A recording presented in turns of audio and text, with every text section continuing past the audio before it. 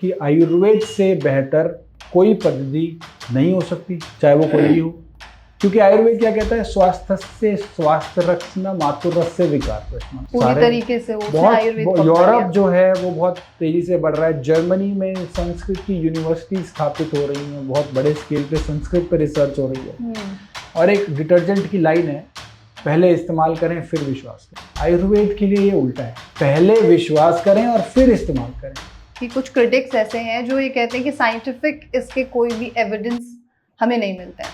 हम चरक संहिता पढ़ लें, हम कोई भी अन्य संहिता उठा के पढ़ लें, वो किताबों में लिखी हुई बातें हैं। Where is the evidence? दो तरीके से है इसका उत्तर। सर्वे भवन्तु सुखिनः, सर्वे सन्तु निरामया। आयुर्वेद जो कहता है कि सब सुखमय हो, सब स्वस्थ रहें और ख़ास तौर पे स्वस्थ व्यक्ति स्वस्थ रहे और निरोगी रहे। आयुर्वेद ऐसी पद्धति है जो पिछले 5000 सालों से भी ज़्यादा समय से भारत में है।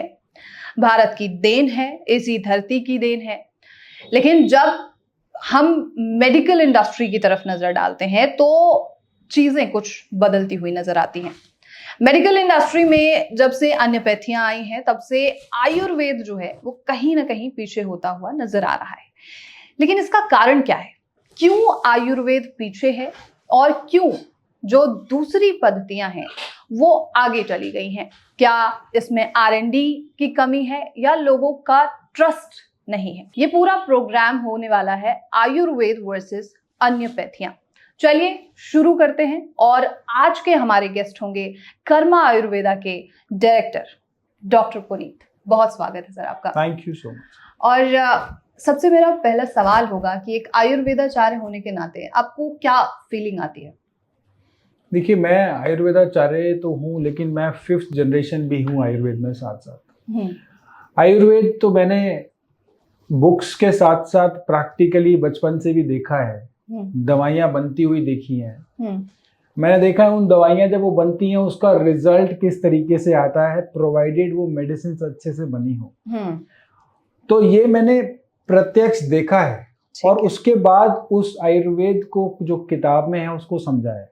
तो प्रैक्टिकल मैंने शुरू से देखा है और थ्योरेटिकल मैंने बाद में पढ़ा है और उसके बाद फिर प्रैक्टिकल दोबारा स्टार्ट करा है अपनी प्रैक्टिस की फॉर्म में। तो मुझे लगता है कि आप इसको नेपोटिज्म कह लीजिए या कुछ कह लीजिए, लेकिन मुझे उतना वो मिला है। मुझे ज्ञान जो मिला है आयुर्वेद का वो मुझे मिला है। मेरे खून में, मेरे पसीने में आयुर्वेद है।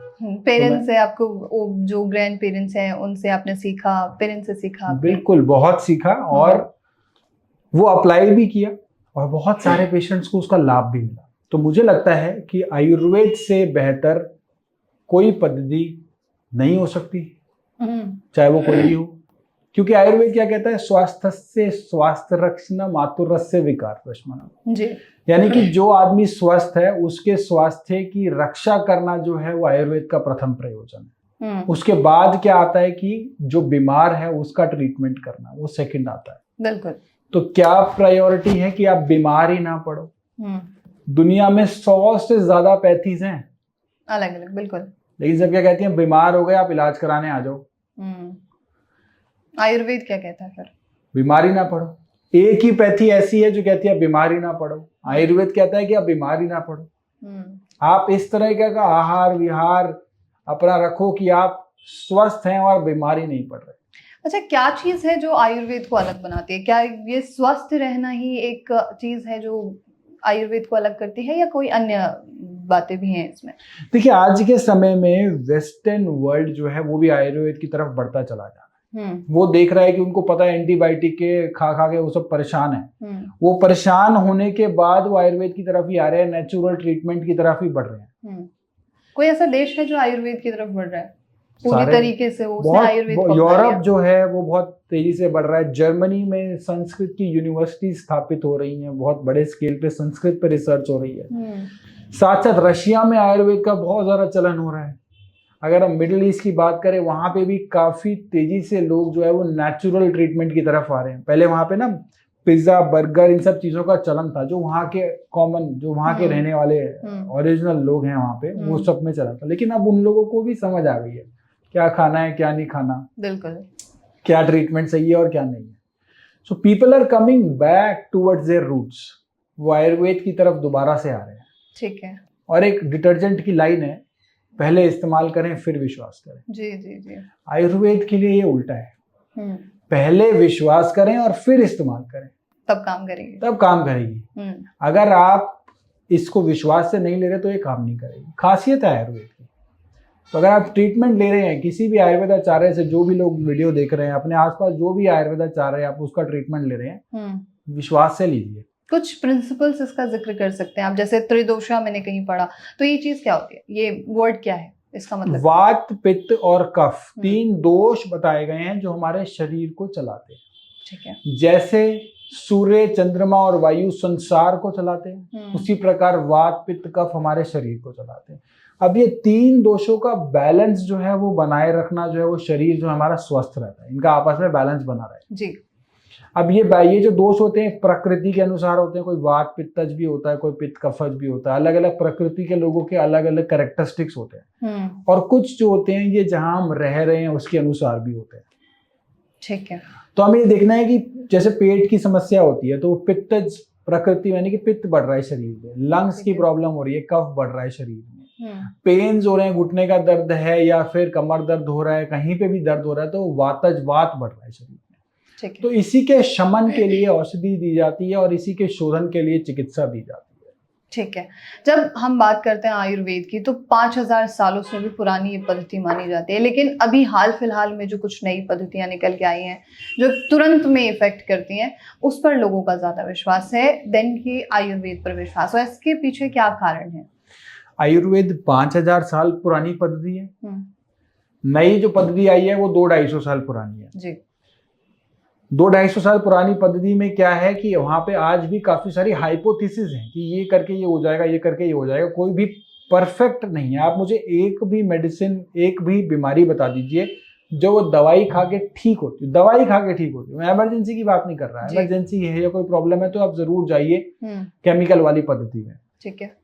लेकिन आयुर्वेद 5000 साल पुरानी है, मतलब टाइम टेस्टेड है। कुछ आकलन के अनुसार ये कई लाख साल पुरानी है कि हनुमान जी जो है वो संजीवनी बूटी लाए थे, और अगर हम कई आकलन में देखें तो ये 8.5 लाख साल, यानी कि जब से सृष्टि है तब से आयुर्वेद है। इतने लंबे समय से अगर कोई चीज चलती आ रही है तो वो टाइम की कसौटी पे खरी उतरी है, टाइम टेस्टेड है।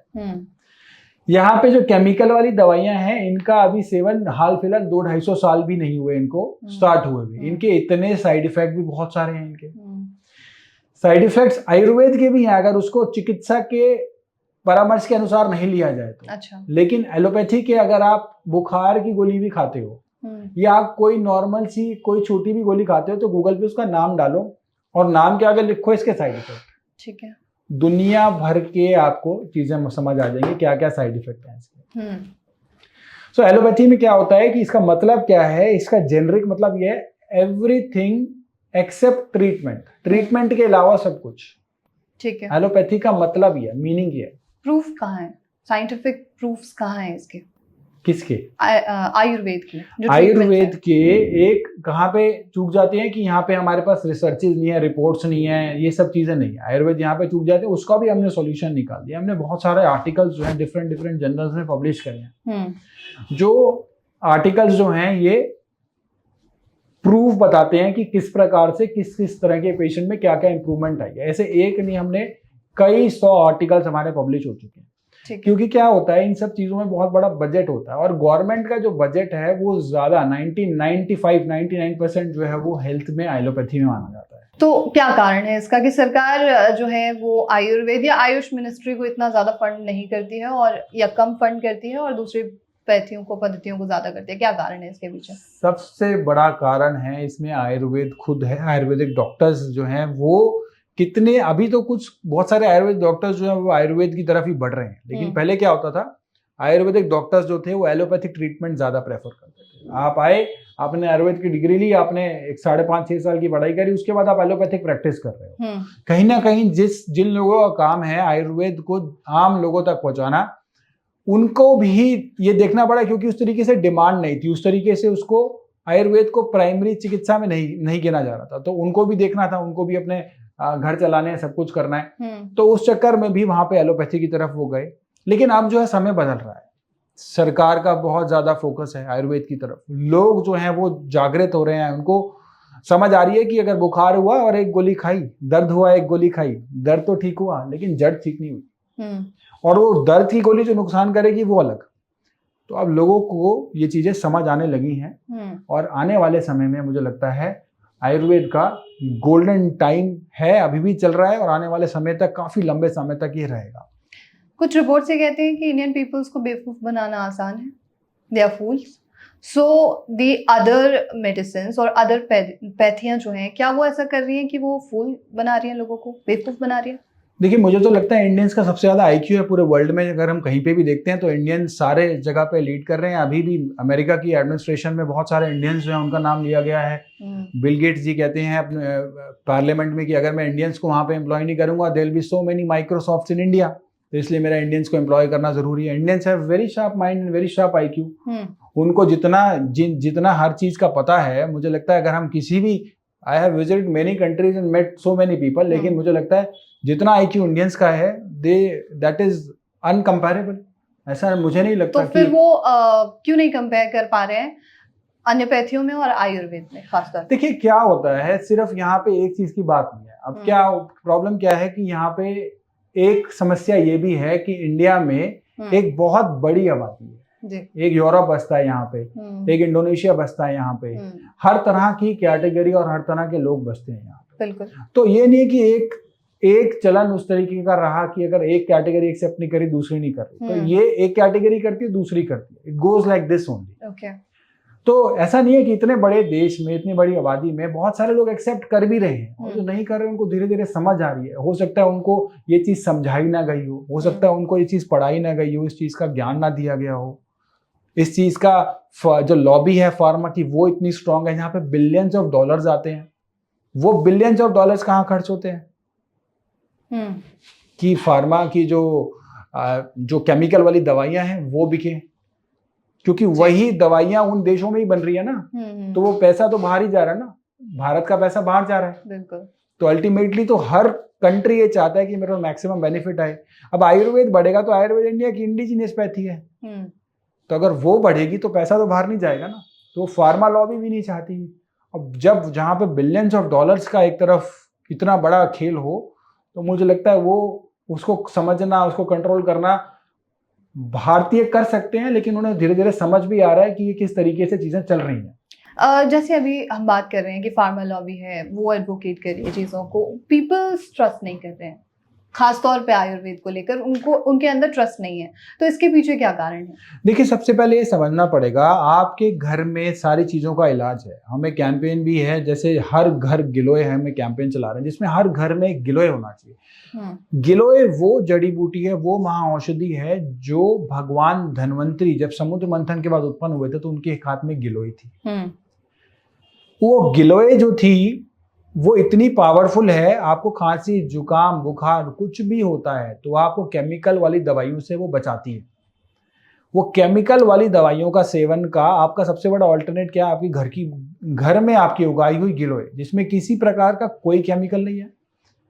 आपको साइड इफेक्ट्स नहीं मिलेंगे, साइड बेनिफिट्स मिलेंगे। तो आप सबके घर में गिलोय का एक पौधा जरूर लगाइए, और काफी सारी जनरल जो प्रॉब्लम्स हैं उन सब से आप बचेंगे, और आपकी इम्यूनिटी भी स्ट्रांग होगी उससे। कि कुछ क्रिटिक्स ऐसे हैं जो ये कहते हैं कि साइंटिफिक इसके कोई भी एविडेंस हमें नहीं मिलते हैं। हम चरक संहिता पढ़ लें, हम कोई भी अन्य संहिता उठा के पढ़ लें, वो किताबों में लिखी हुई बातें हैं, वेयर इज द एविडेंस? दो तरीके से है इसका उत्तर। ओके।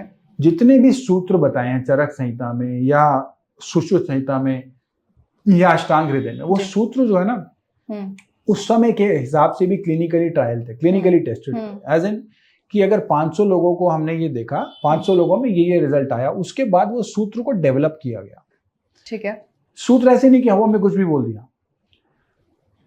आचार्य सुश्रुत जो है वो आज भी फादर ऑफ प्लास्टिक सर्जरी इनको कहा जाता है। राइट। अब फादर ऑफ प्लास्टिक सर्जरी यानी कि आज से 5000 साल पहले जो आचार्य सुश्रुत हुए, उनको आज के समय में फादर ऑफ प्लास्टिक सर्जरी कहा जा रहा है। दुर्भाग्य यह है कि हमारे देश में उनको उस तरीके की मान्यता नहीं है। काफी सारे देशों में उनकी प्रतिमा लगी हुई है, उनकी मूर्ति लगी हुई है। तो इसके अंदर आप ये समझ सकते हैं कि उस समय कितने सारे इंस्ट्रूमेंट हम यूज किया करते थे, जो आज के इंस्ट्रूमेंट भी सर्जरी से कई गुना ज्यादा हुआ करते थे। बिल्कुल। उस समय एक राजा दूसरे राजा को पराजय करके उसको गला नहीं काटता था, उसका नाक काट दिया करता था। देश के अंदर 1500 राइनोप्लास्टी के केंद्र हुआ करते थे, जहां पे टूटी हुई नाक को दोबारा जोड़ा जाता था। इतना एडवांस लेवल पे उस समय आयुर्वेद था। दूसरा, जो आयुर्वेद की आज के समय में भी कम से कम 25 से 30 पब्लिकेशंस हम कर चुके हैं, जो रिसर्च हमारी संस्था कर चुकी है, जो रिसर्च बेस्ड पेशेंट्स जो हैं किस तरीके से आयुर्वेद के अंदर कैसे कैसे ठीक हुए। आयुष की वेबसाइट पे भी बहुत सारी पब्लिकेशंस अवेलेबल है। साथ साथ आने वाले समय में 150 पब्लिकेशंस हमारी इस तरीके की और रिलीज होने वाली, जो क्लियरली बताती हैं, एविडेंस बेस्ड मेडिसिन बताती हैं कि किस तरीके से आयुर्वेद जो है वो आगे बढ़ रहा है, किस तरीके से केमिकल वाली दवाइयों के बगैर भी आप ठीक हो सकते हो। आज के समय में आप मुझे बताइए कि कितने सारे लोग हैं जो बीपी की समस्या से परेशान है, डायबिटीज की समस्या से परेशान है। एक बीमारी मुझे बताओ जो दवाई खा के ठीक होती है। कोई सी भी नहीं। बीपी ठीक होता है, डायबिटीज ठीक होती है, थायराइड ठीक होता है, या स्किन की कोई ऐसी समस्या हो, आप स्टेरॉइड का सेवन नहीं कर रहे हो, उससे साइड इफेक्ट है, वो दोबारा से रिलैप्स होता है, ऐसी कोई एक दवाई मुझे बताइए। ल्यूकोडर्मा ठीक होता है, सोरियासिस ठीक होता है, ऑटो इम्यून डिजीजेस कितने सारे हैं वो ठीक होते हैं, कैंसर ठीक होता है, कैंसर ठीक होता है। आयुर्वेद से, एलोपैथी की बात करो, आयुर्वेद में आता हूँ। अब मुझे बताइए कौन सी ऐसी दवा है जो इसको मेंटेन नहीं कर रही, ठीक कर रही है। कीमोथेरेपी ले रहे हैं, रेडियोथेरेपी ले रहे हैं, इतनी एग्रेसिव थेरेपीज हैं कि इतने ज्यादा साइड इफेक्ट्स आ रहे हैं कि आपके हेल्दी सेल्स के, आपके जो कैंसर सेल्स हैं उसके साथ साथ आपके हेल्दी सेल्स भी मर रहे हैं। अब उन हेल्दी सेल्स के मरने के कारण कितने सारी प्रॉब्लम्स आ रही हैं जी। तो ये किस तरह का ट्रीटमेंट है? तो मेरे हिसाब से ये जो ट्रीटमेंट है ये सिर्फ बॉडी को एक प्रकार का मेंटेन करता है कुछ टाइम तक और धीरे धीरे उस बीमारी को बढ़ाता है। आयुर्वेद ठीक कर सकती है ये सारी प्रॉब्लम्स। कितने सारे मरीज हैं जिनका डायबिटीज जो है वो ठीक हुई है, जड़ से ठीक हुई है। HbA1c जिनके बढ़े हुए थे अभी वो ठीक हो गए। एक नहीं है, हजारों की संख्या में ऐसे पेशेंट्स हमारे हॉस्पिटल्स में आते हैं और रुकते हैं, देखते हैं कि किस प्रकार से उनका HbA1c कंट्रोल हो रहा है।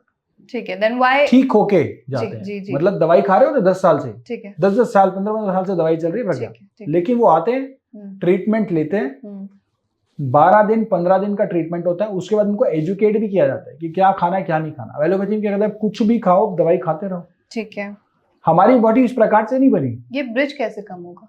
एजुकेशन से समझाना पड़ेगा, जनमानस तक पहुंचाना पड़ेगा कि आयुर्वेद जो है वो आपके स्वास्थ्य की कुंजी है। स्वास्थ्य की कुंजी, आपके स्वास्थ्य को निरोगी काया बनाने के लिए आयुर्वेद इज बेस्ट। ओके। इसी प्रकार से आप कोई भी एक क्रोनिक प्रॉब्लम आप देख लीजिए, सोरियासिस के कितने मरीज हैं जिनका सोरियासिस ठीक हुआ है, पंचकर्म के द्वारा ठीक हुआ है। हमारे हॉस्पिटल जो है वो आते हैं, हमारे पंचकर्म कराते हैं, पंचकर्म के द्वारा कितने हजारों की संख्या में ऐसे पेशेंट हैं जिनका सोरियासिस ठीक हुआ है। किडनी के प्रॉब्लम है जिनका क्रेटिनाइन बढ़ा हुआ है, यूरिया बढ़ा हुआ है।